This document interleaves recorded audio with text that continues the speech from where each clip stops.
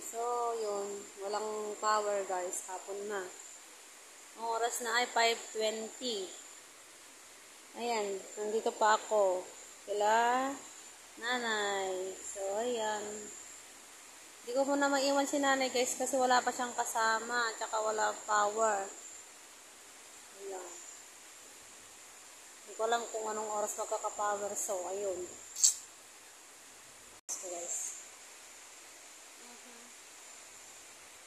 Dito pa ako guys kila nanay. Walang power. Paano kaya ito? Wala pa siyang kasama. Wala pa sila ate. Wala pa yung dalawang bata. So, hihintay ko muna guys bago ako uuwi. So, yeah.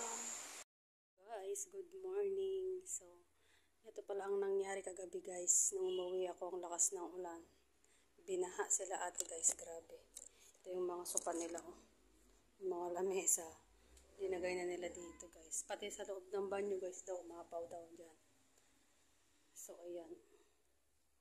At ngayon ang gagawin ko ay natanggalin ko yung tubig. May tubig pa siya guys. Imamap ko siya. Ito siya guys. Tignan nyo guys. Ay, muntik mo ako madalas. Nasaan na yung walis ko? Ito. So, tinanggal nila ata yung mga ano dito. Tignan nyo guys, may tubig talaga siya. Ang lalim daw nito guys kagabi. Nagpa-rescue siya dun sa mga pamangkin ni kuya. Tinawag niya. Yung kasama niyang nag-ano. Ayan guys, so tingnan nyo guys. Ayan siya. So, ang gagawin natin ngayon ay magmamap tayo. Ayan guys, tara samahan niyo muna ako guys.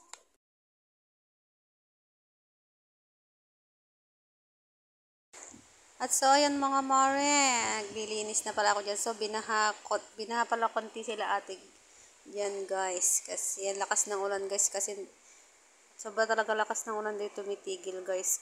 So, ayan, pumasok yung tubig guys. So, ayan, maglilinis muna ako guys. So, ayan guys, tara samahan niyo muna ako guys, bago tayo magmaritis.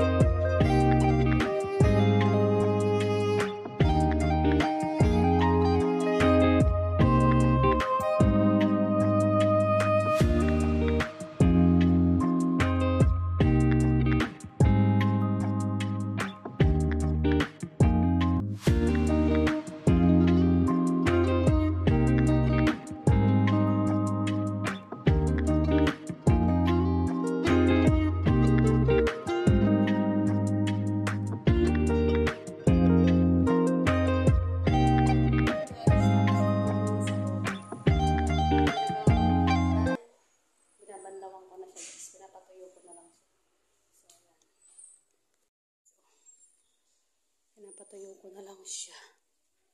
Tapos ko na siyang nasabon. Ayan. Hindi nyo guys, may tubig pa dun. Tubig pa siya. Kita nyo yan guys, may tubig pa. So, ayan guys. Ayan guys, dun pala sa salas. Patuyuan ko na lang siya. So, dito naman ang sunod natin sa banyo. Linisin natin mamaya. Pero patuyuin ko muna yun guys. So, ayan guys.